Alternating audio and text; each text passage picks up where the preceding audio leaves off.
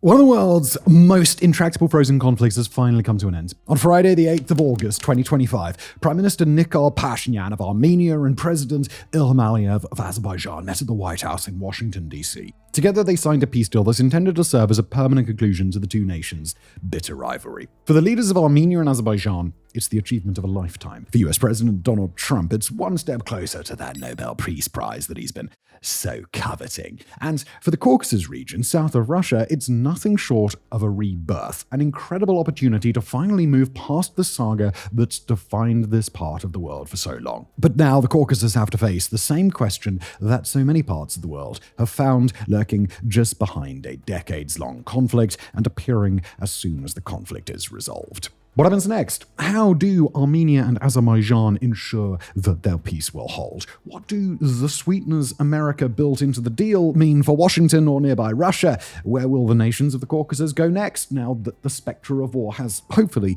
been banished for good? And what sort of upheaval is on the horizon that would risk sending Armenia and Azerbaijan back to war again? From the late 1980s until 2025, it was a feud that belonged on the short list of intense geopolitical rivalries. Pakistan versus India, Israel versus Iran, North Korea versus South Korea, Armenia versus Azerbaijan. From the final years of the Cold War, Armenia and Azerbaijan had been on a knife's edge, primarily over the status of the then-disputed territory of Nagorno-Karabakh. Inhabited mostly by ethnic Armenians, but surrounded by Azerbaijani territory and claimed internationally as part of Azerbaijan, the Nagorno-Karabakh and the separatist republic that controlled it, the Republic of Artsakh, were of the utmost importance for both nations. Armenia railed against Azeri policies of discrimination against the local population. Azerbaijan insisted that Armenians in the area should come to terms with their situation or leave, and brutal ethnic violence created wounds that would take generations to heal, if, that is, they'll ever really heal at all. From 1992 to 1994, a full-scale war left thousands of people dead and over 1 million people displaced between the two sides. Throughout the 1990s, the 2000s, and the 2010s, the international community just barely managed to keep the peace, aside from a 2016 clash that left hundreds dead in the aftermath. But by the start of the 2020s, the Caucasus region had started to come apart at the seams. For 44 days in 2020, while the rest of the world was distracted by the COVID pandemic and other emergencies, the two nations fought the Second Nagorno-Karabakh War, resulting in a clear victory for Azerbaijan. By the end of the war, at least 7,000 people were dead. Most of the separatist Republic of Artsakh had been taken over by Azeri troops, and Azerbaijan had demonstrated a command of artillery, drone warfare, and information warfare that Armenia was unlikely to match anytime soon. When the crisis was finally resolved with a ceasefire, the international solution was to station some 2,000 Russian soldiers along a highly sensitive zone called the Lakin Corridor. This allowed Armenia continued access to the Nagorno-Karabakh region. But in 2022, Russia invaded Ukraine and then watched along with the rest of the world as its invasion came off the rails. Seeing their opportunity to end the conflict once and for all, Azerbaijan marched troops into parts of Artsakh that it still didn't control in a 2023 offensive that lasted just a single day. Azerbaijan had made a calculated bet that Russian peacekeepers would stand down instead of involving Moscow in yet another war, and that bet proved to be exactly right. The ceasefire that ended the Azeri attack would see Artsakh disarmed and dissolved for good, while nearly the entire pre-offensive population of Nagorno-Karabakh fled Azerbaijan, mostly taking refuge in Armenia. It was a swift and bitter end to the conflict, which was ultimately resolved not because both sides could come to some sort of understanding, but because Azerbaijan was able to erase the Republic of Artsakh from existence. Armenia had been unable to protect its ally, and the Armenian population of the region had suffered yet another agonizing event of mass displacement, described by some experts as an act of genocide. If we were to stop the story here and quiz you on what probably happens next, we imagine, we've got a good idea of what the answer would be. Generations more of hatred between Armenia and Azerbaijan, maybe another war or multiple future wars, and no clear path toward a better future. Except in this case, that ain't how things went. Instead, the long-term repercussions of the 2023 Azeri offensive were similar, in a medical sense, to amputating a limb that's long been a source of intense, even unbearable pain. The surgery required to remove that limb is dramatic. The loss of the limb itself is final, unfortunate, irrevocable.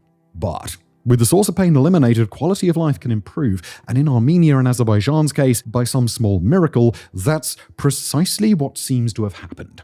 In the wake of Azerbaijan's victory, the Armenian Prime Minister, who had presided over the disaster, Nikol Pashinyan, took unprecedented and widely unpopular action to adjust to his country's new situation. Pashinyan oversaw a series of concessions offered to Azerbaijan, basically relinquishing any practical claim that Armenia would attempt to make over the territory where Artsakh once was. At the same time, both Armenia and Azerbaijan started to sour on the nation that had previously overseen negotiations, Russia. Armenia no longer believed that Russia was an effective security guarantor, owing to the fact that Russian peacekeepers stood aside and just let Azerbaijan take Nagorno-Karabakh, while Russia and Azerbaijan's relationship was eroded by a number of issues, most importantly the downing of an Azerbaijan Airlines flight that Baku blamed on Russian air defense systems. As Russia began to play less and less of a role in continued dialogue, a curious thing started to happen. Armenia and Azerbaijan found that negotiations were growing easier, almost as if Russia had been playing the two sides against each other. With the help of European and American partners, discussions continued until the two nations announced in March of this year that they'd agreed to the text of a preliminary peace deal. From there, the rest was elementary. The peace initiative became a favored project of US President Donald Trump. A few key sticking points were resolved, and by August of this year, the final peace agreement was ready to sign. They fought, and now they're friends, and they're going to be friends for a long time. Alongside a raft of economic and technology agreements with the United States extended to both nations, Armenia and Azerbaijan finalized the deal with a handshake between Pashinyan and Armenian President Aliyev, a sight that would have been unthinkable just 2 years ago. The two sides jointly published the full text of the agreement, calling for both nations to permanently relinquish claims to each other's territory, refrain from use of force and violations of international law, and welcome America to the region to build a major transit corridor that will connect Azerbaijan's mainland to an exclave called Nakhchivan. Currently separated by 32 kilometers of Armenian territory, Nakhchivan will now be served by the Trump route for international peace and prosperity. It'll include a road link, a rail line, fiber optic connections, and oil and gas pipelines, with negotiations over the final details set to begin immediately.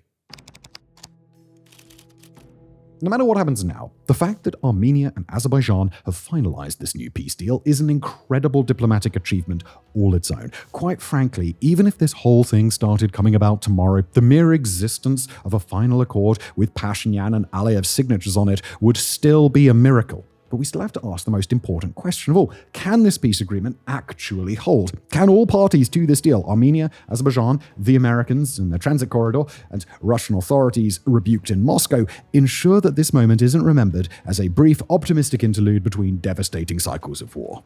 Let's start with Azerbaijan, where there's certainly plenty to talk about, but where a return to violence against Armenia does not seem likely.